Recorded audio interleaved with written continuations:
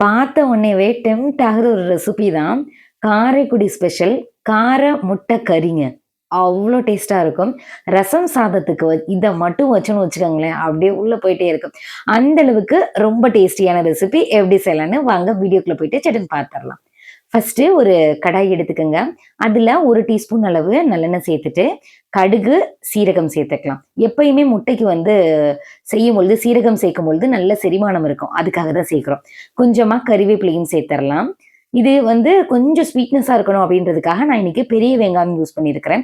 பெரிய வெங்காயத்த குட்டி குட்டியா கட் பண்ணி நீங்க சேர்த்துக்கங்க. உங்களுக்கு சின்ன வெங்காயம் தான் இருக்குன்னா நீங்க அது கூட சேர்த்துக்கலாம். சேர்த்துட்டு நல்லா வதக்கி விட்டுருங்க. ஓரளவுக்கு வதங்கினா போதும். கலர் ரொம்ப மாறணும்னு அவசியம் இல்ல. இந்த நேரத்துல ஒரே 1 டீஸ்பூன் அளவு இஞ்சி பூண்டு பேஸ்ட்டையும் சேர்த்து பச்சை வாசனை போற அளவு நல்லா அதை மிக்ஸ் பண்ணி விடுங்க. தக்காளி ஒரே 1 தக்காளி போதும். அதை குட்டி குட்டியா கட் பண்ணி அதையுமே சேர்த்துக்கலாம். சேர்த்துட்டு நல்லா வதக்கி விட்டுருங்க. இது வதங்குறதுக்கு கொஞ்சமா உப்பு மட்டும் சேர்த்துக்கணும். தக்காளி அப்பதான் நல்லா வதங்கும். அதுக்காக 1/4 டீஸ்பூன் அளவு உப்பு மட்டும் இது கூட சேர்த்துக்கங்க. இப்போ நல்லா வதக்கிட்டு அத அப்படியே ஓரமா தள்ளி வச்சுருங்க. இதுலயே நம்ம முட்டைய வறுத்து விட போறோங்க. 1 டீஸ்பூன் அளவு நல்லெண்ணெய் சேர்த்துட்டு, இதுல 1/4 டீஸ்பூன் அளவு மிளகாய் தூளும், கொஞ்சோண்டு உப்பு 1/4 டீஸ்பூன் அளவு உப்பும் சேர்த்துட்டு, ஏற்கனவே முட்டைய வேக வச்சு எடுத்து வச்சிருந்தேன். அத 2ஆ கட் பண்ணி அப்படியே இதுலயே எண்ணெயிலேயே லைட்டா அந்த மாதிரி வச்சு விட்டுருங்க. ஒரு 2 நிமிஷத்துக்கு இருந்தா போதும். இந்த சைடு 2 நிமிஷம், அந்த சைடு 2 நிமிஷம். வச்சுட்டு அத அப்படியே எடுத்து தனியா பிளேட்ல எடுத்து வச்சுருங்க. நம்மளுக்கு காரைக்குடி ஸ்பெஷல்னாலே மசாலா தாங்க. அரைக்கிற மசாலா தான்.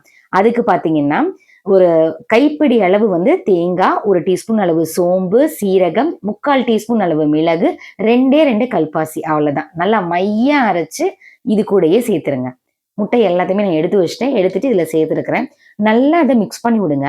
நம்ம காரத்துக்கு மிளகுத்தூள் மட்டும் தான் சேர்த்திருந்தோம். கலர் வரணும் இல்லையா? அதுக்காக ஒரு 1/2 டீஸ்பூன் அளவு காஷ்மீர் மிளகாய் தூள் சேர்த்துட்டு நல்லா மிக்ஸ் பண்ணி விடுங்க. உங்களுக்கு காரம் இன்னமுமே வேணும்னு நினைச்சீங்கன்னா, இன்னும் கொஞ்சம் 1/2 டீஸ்பூன் அளவு நார்மல் மிளகாய் தூளுமே நீங்க சேர்த்துக்கலாம். உப்பு எல்லாமே கரெக்ட்டா இருக்குதான்னு செக் பண்ணிக்கங்க. தேவைப்பட்டா நீங்க இன்க்ரீஸ் பண்ணிக்கலாம். நல்லா மிக்ஸ் பண்ணி விடுங்க. மிக்ஸ் பண்ணதுக்கு அப்புறமேட்டு இப்போ காரம் கொஞ்சம் கம்மியா இருந்ததுனால கொஞ்சோண்டு மட்டும் நான் சேர்க்கிறேன். கலருக்காக. சேர்த்துட்டு நல்லா மிக்ஸ் பண்ணி விட்டுக்கலாம். இந்த நேரத்துல தண்ணி கொஞ்சமா சேர்த்துக்கங்க. நல்ல பச்சை வாசனை போனதுக்கப்புறம் தண்ணியையும் சேர்த்துட்டு நல்லா அது கொதிக்கட்டும். இப்போ நீங்க குடிச்சு பாருங்க. இதுவே அவ்ளோ ஃப்ளேவரா இருக்கும். இதே இதுல நீங்க மீல் மேக்கர்ல கூட ட்ரை பண்ணலாம்.